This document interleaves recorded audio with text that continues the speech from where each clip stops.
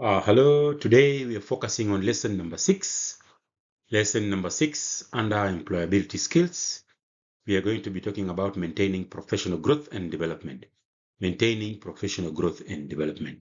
This is also a very important topic. Maintaining professional growth and development. That is where you are now. That is what you are doing now.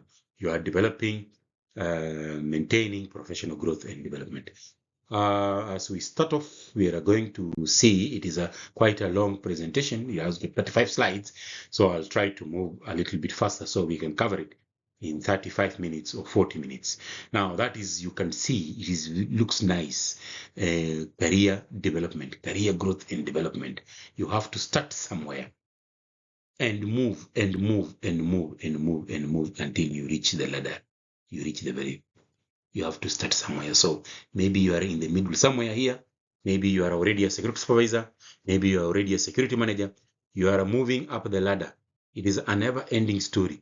The story never ends. It never stops. You have to continue.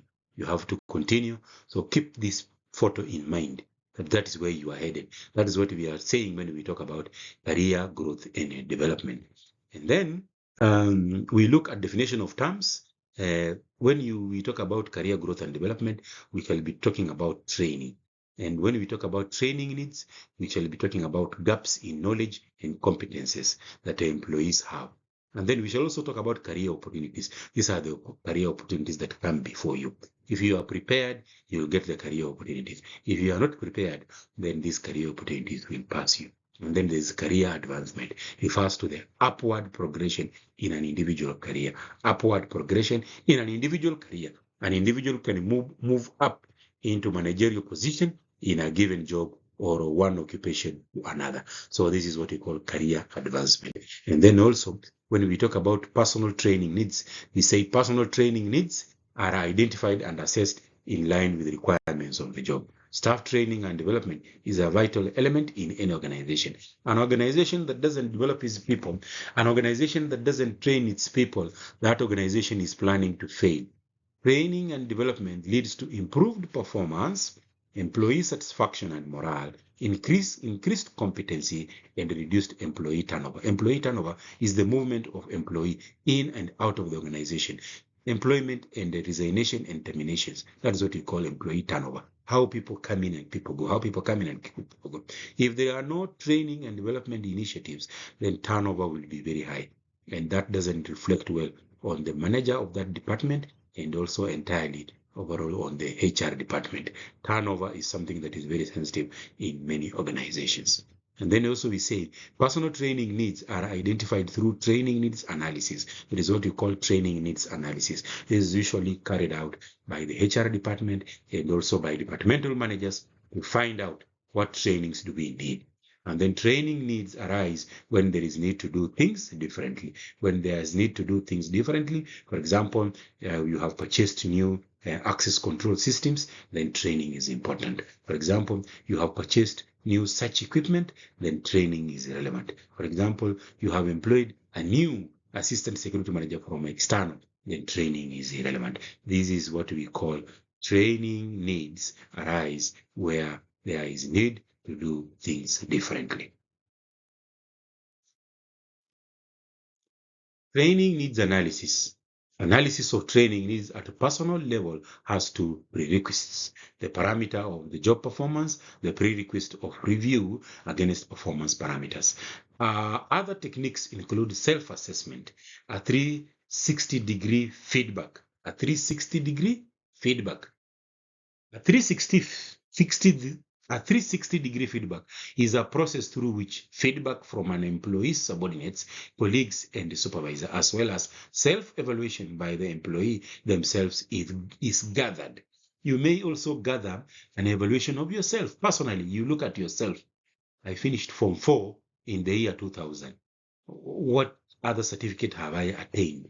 What other training have I undergone?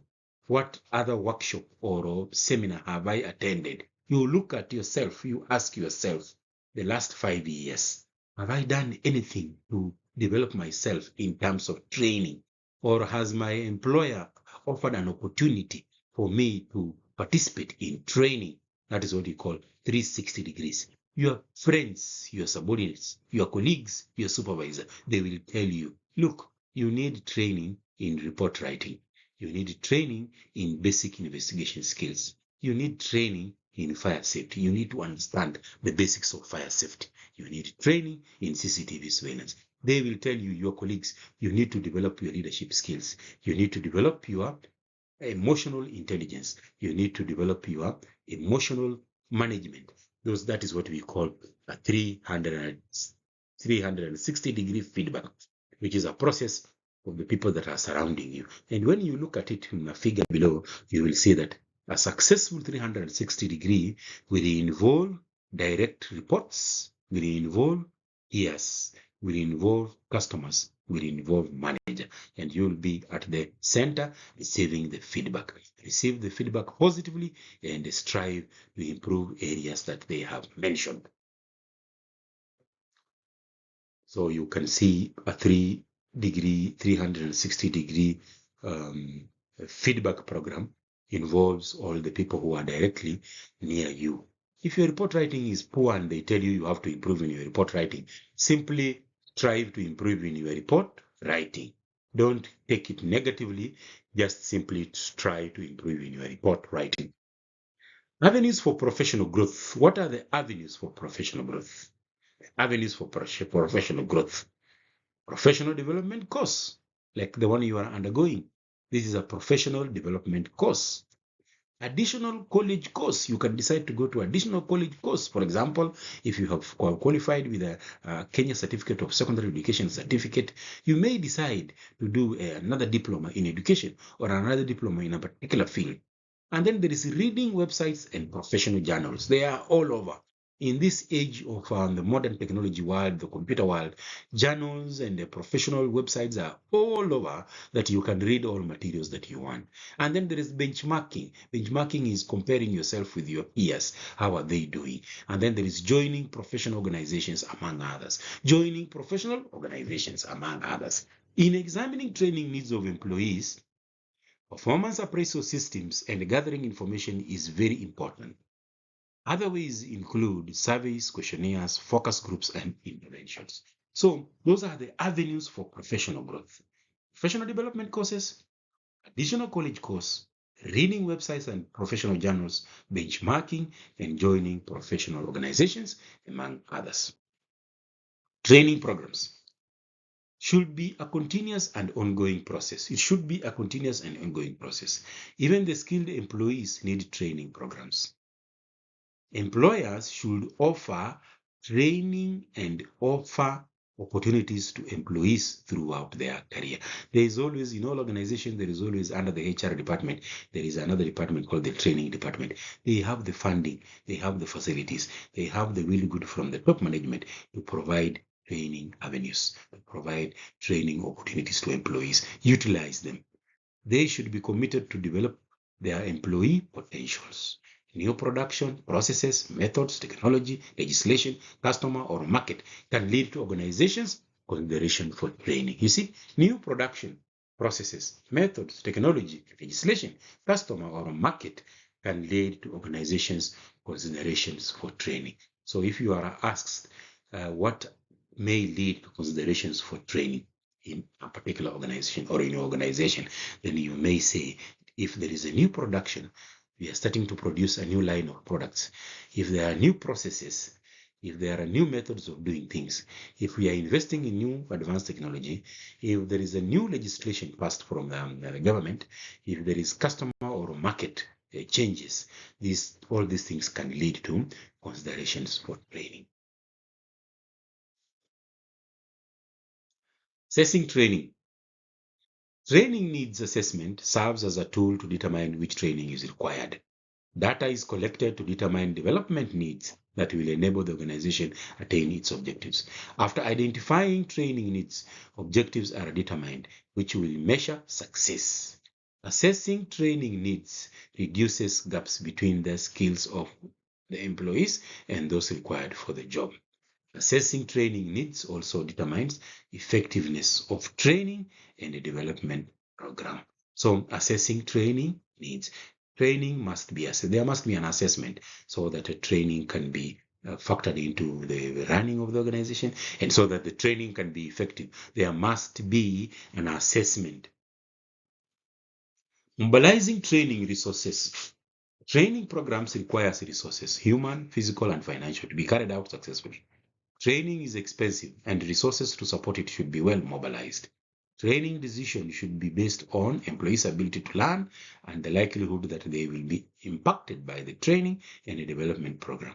When employees are trained, they work better and develop professionally. This goes into HR budgets. So whenever they are doing budgets, if you are a security manager, ask for what allocation is there for training for my people, for development of my people. What avenues, what training, external and internal, what have we factored into development of my people? Don't just stay there. Other people are presenting budgets that include training, and you are presenting nil because you want to cut costs. The organization already cuts cost on security. They spend very much less on security. Factor in training for your people, factor in development for your people. Develop your people, coach your people, have the mindset that tomorrow is another day and there will be people to lead the organization and you will not be among them because you will have retired. So make sure that whenever these budgets are being planned, you factor in training of your people. And licenses and certification. Licenses and certification. Licenses and certificates for employees are granted to individuals after some form of examination or approval of education. Through the licenses program, authority is granted to the individual organization to operate or engage in a professional or occupation. The licenses regulation ensures that organizations or individuals meet minimum standards stipulated by the law in profession. Certification is a process by which an authorized body evaluates and recognizes an individual organization as meeting some determines criteria. Professional growth and development is actually something that is very important. Remember, licenses and certifications are very important. For example, myself, I have a license as a certified security management professional from a UK ISMI, a very leading institute. I have got also another license from fraud examiners. You also need to have licenses. So do a research at your level, discuss with Chris or Dula which licenses exist in Kenya and how can we attain them. Those licenses are very important. You'll see, even when we do advertisement and recruitment for security managers or security directors, there will come a time when you are asked, are you a member of any professional organization? Do you hold any license or any certification in your profession as a security professional, as a CCTV controller, as a firefighter? Do you hold any certification or any license? So please, that is something you have to think about. And that is what we call something related to career development, career growth and development. Purpose of the licenses and certification: when an individual is certified, it means that he or she has received additional education and training, demonstrated professional standards and competences beyond the minimum license requirements. So that one is self-explanatory. It is very important that you acquire at least a license in your field. The purpose of the license certification is to improve quality, maintain quality, ensure public safety, validate specifications, outline capabilities of an individual organization, monitoring purpose, and risk management, among others. As a professional standard, license and certification should be obtained and renewed. They should be obtained and renewed. Simple licenses like first aid. I hold a license in first aid. I hold a license in fire safety. I hold a license in CCTV surveillance. I hold a license in occupational health and safety. This will add value to you as you grow in your career. We are talking about career growth and development. Licenses and certifications is part of career growth and development. Personal growth. Personal growth includes job growth, career mobility, networking, job gains, among others. Networking is very important. You will get more opportunities if you know how to network. Networking is closely related to building healthy relationships.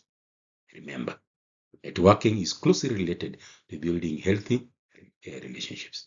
Intellectual growth starts from birth and ceases only at death. Intellectual growth starts from birth and ceases only at death. Research that line. Personal growth should be pursued by the individual, and the best way to grow is to meet new people, explore new ideas and challenges, and to participate in other activities. The more the growth, the more skills you acquire, and then improving qualifications set for the profession. Personal growth is very, very important in your career. Then we have seen best way to grow is to meet new people. Now you are in class, you are meeting new people, you are interacting with new people. Explore new ideas.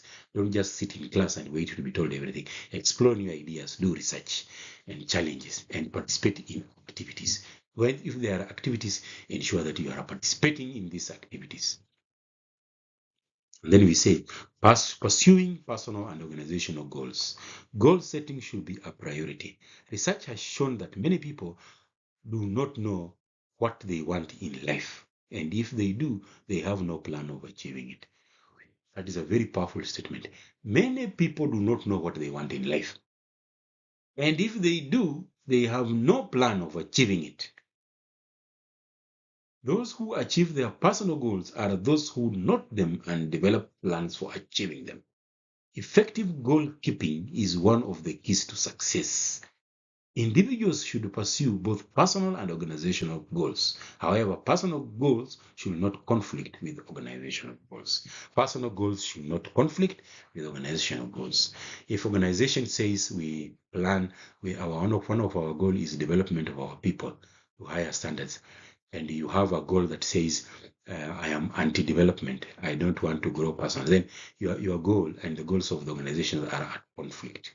They say personal goals should not be in conflict with organizational goals. We have also seen here many people do not know what they want in life, and if they do, they have no plan of achieving it. That statement is a statement that we must all think about. But for you, you are in safe hands because you have made a decision to go back to class. I think you are just moving in the right direction. You know what you want, and you already have a plan of achieving it. That's why you are already in class.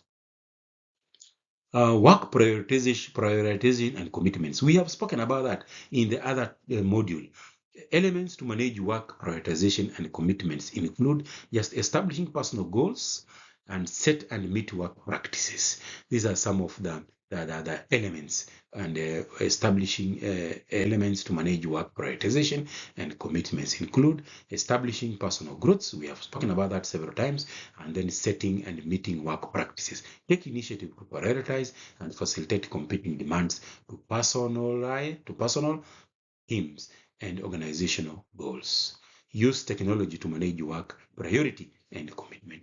Maintain appropriate work-life balance and manage stress. We spoke about managing stress, listening to music, engaging in activities, going to church or going to the mosque. These are some of the avenues, meeting friends, watching football, watching funny things. This is what we call engaging in leisure activities that also assist in creating a balance between work and also in managing stress.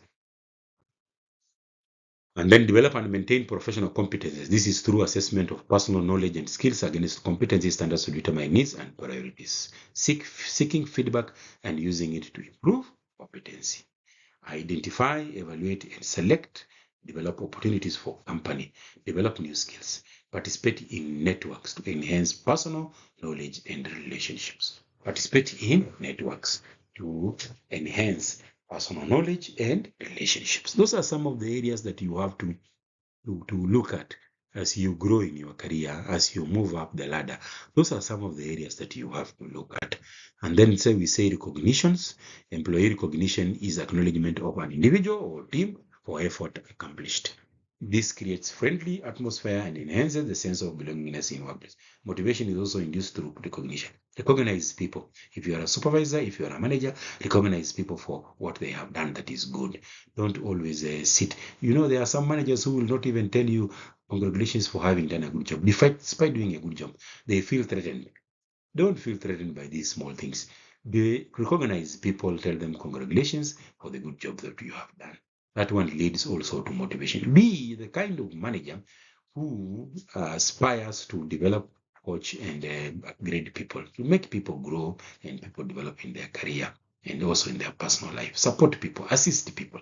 Because even you also, you need support. You need to be encouraged also to be motivated, to be recognized by your manager, your general manager, your CEO, your director of operations.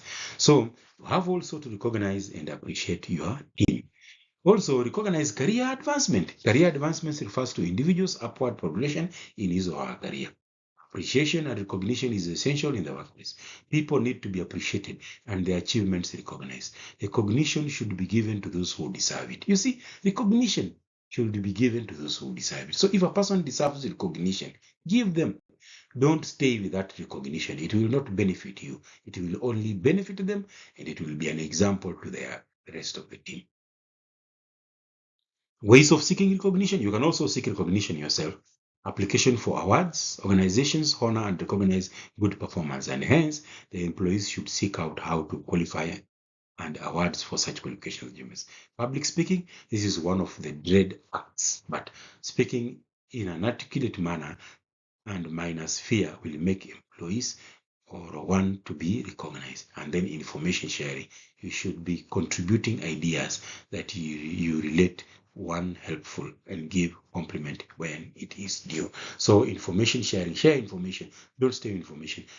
Practice public speaking, practice to speak in public. Don't be the shy person who never speaks even in simple briefings or simple meetings. Public speaking is very important. Develop your competency, develop your confidence. The more you speak, the more you develop your courage, the more you develop your confidence. And then sharing achievement with the employer. We have spoken about this. This involves using the appropriate method of communication to give timely updates to the employees on achievements, both individual and organization. And then volunteering for activities. Getting involved in voluntary activities help the employee in networking. Getting involved in volunteer. There are people who don't like volunteer work, but volunteer work creates an opportunity for networking. Professional development. We are still also again on professional development, and here I will be a little bit. I'll just read through what is on the slides. If you are a non-supervisory employee or in any individual contributor role, you can get ahead in your career through various channels. One proven way to help you advance is through professional development. Develop new knowledge and skills and increase your professional value by demonstrating that you can add more to your team and organization and that you are committed to excellence. Professional growth also helps increase self-confidence, credibility, self-esteem, focus, and other essential professional traits. So you see, professional development helps increase self-confidence, credibility, self-esteem, focus, and other essential professional traits. Professional development is building knowledge, skills, and experience that help to make us better equipped to achieve success at work. In a more direct way, it can also refer to earning or maintaining professional credentials, academic degrees, attending conferences, and more. To ensure effectiveness, professional development should be intensive and focused, and preferably include some type of evaluation so as it to success. So professional development, my friends, is very important. And what you are doing in class today is part of professional development. Networking is part of the professional development. Building good relationships, networking is part of professional development. There are various stages of professional development, including acquiring new knowledge, observing models and examples, reflecting on how you practice a particular knowledge or skill, changing that practice as needed for improvement, and increasing and sharing your expertise, for example, in collaborations with other professions. So your professional development is very important, and I urge you all to work very hard and stay focused and to develop yourself. Don't be left behind when other people are developing. Professional development is crucial to success and advancement in your career because it's the only way you can take on and successfully manage new and more complicated challenges at work. When professional growth is achieved, one positions themselves for career growth. One can add more value to their job duties. I've always said, add value to your job duties. Don't just be 8 to 5 person. Add value, do something extra each and every day. Think of a way that you can do something extra. Think of a way that you can add value. That is also related to professional development. The more one grows professionally, the more readily one stands out to their managers or other leaders. So the more one grows professionally, the more one readily stands out to their managers or other leaders. And then areas of professional growth. I'll also go through it briefly. There are many areas of professional growth to consider and to have an impact on performance and career development. They should cover multiple business disciplines, including those listed below. As each area is developed, it can strengthen and support other areas and increases one's flexibility, resilience, versatility, adaptability, and more. So you see, as each area develops, it also complements the other area. As each area is developed, it strengthens and supports other areas. So professional development is very, very important. Then we say, when we talk about professional development, we can also talk about interpersonal skills. Develop your interpersonal skills. Let us look at specific areas that are very important. I think I'll mention only 3 or 4 that are very important. One is interpersonal skills. Interpersonal skills, how you talk, how you communicate with other people. The ability to collaborate and achieve success as a professional is strongly connected with interpersonal skills. How we relate to others, assimilate in different environments, resolve conflict, and establish good working relationships. One who is highly skilled in other areas but lacking in interpersonal skills faces ongoing challenges and obstacles to achieving their goals. Interpersonal skills are an incredibly important soft skill to develop, especially as you progress your way into management. Interpersonal skills, how you talk with others, how you understand others, how you step into other people's shoes, empathy, how you relate with other people, how you control your emotions is what we call interpersonal skills. How you communicate with other people. Practice that one and develop it. Number 2, communication skills. Number 1 is interpersonal skills. Number 2 is communication skills. Progress towards a goal in business cannot occur without effective communication. The steps that move any endeavor forward involve ongoing verbal and written communications, and they must be effective and professional in order to achieve success. Communication skills will take you far in your career. Communication skills will take you far in your career. Know how to communicate. Know how to write.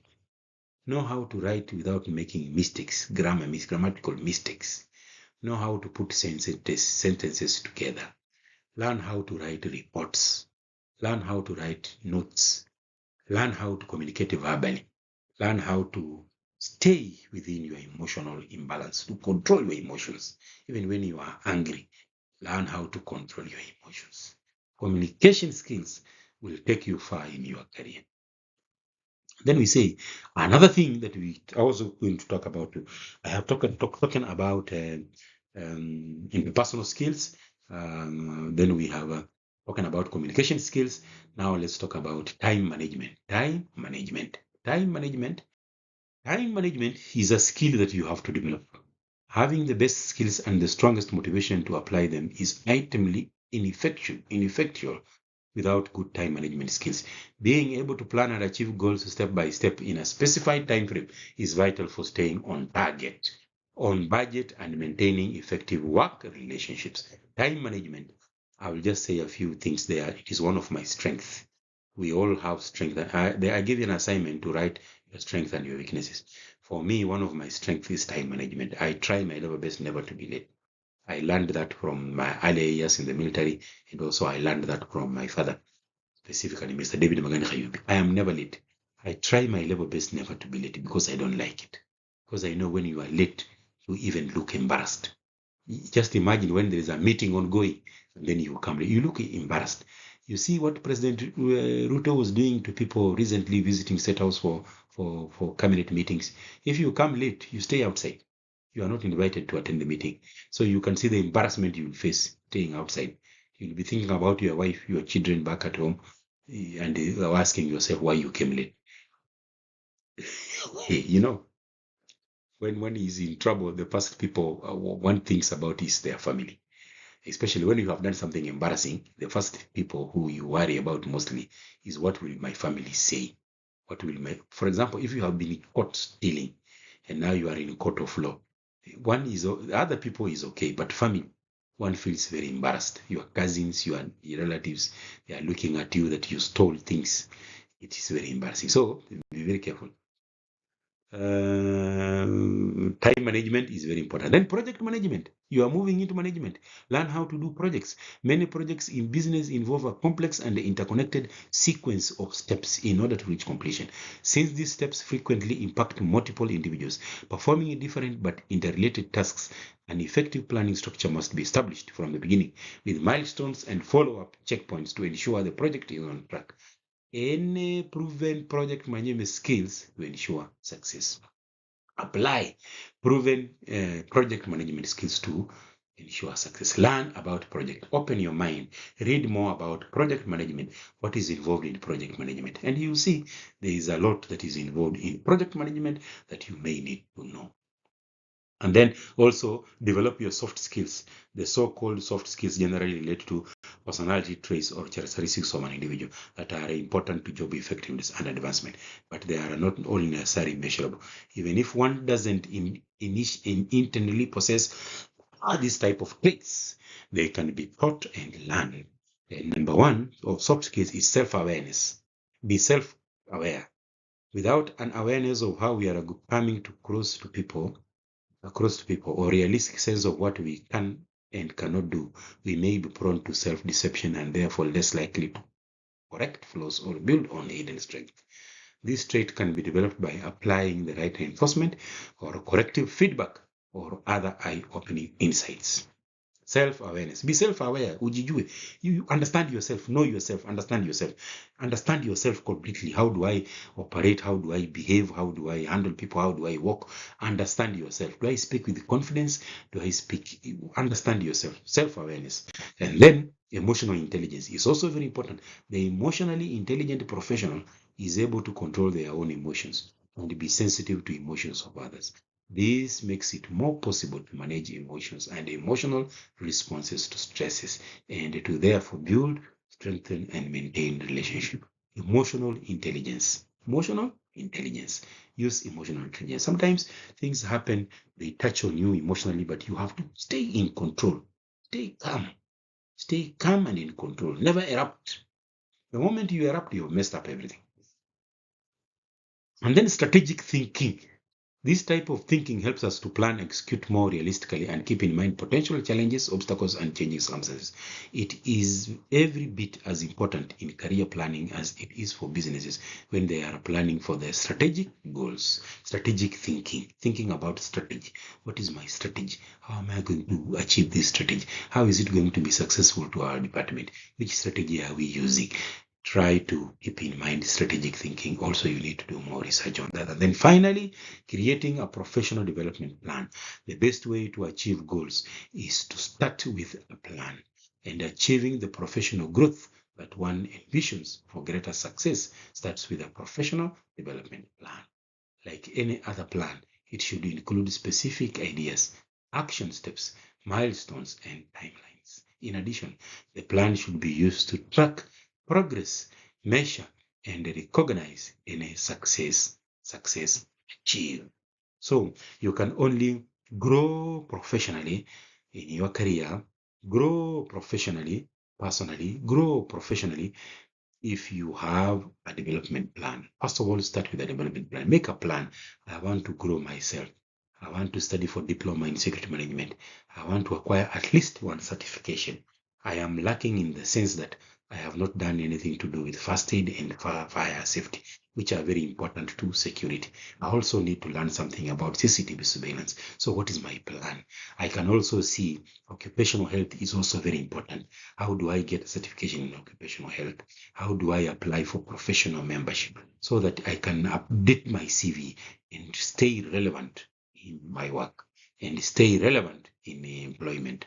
That is why we are talking about employability skills. These things.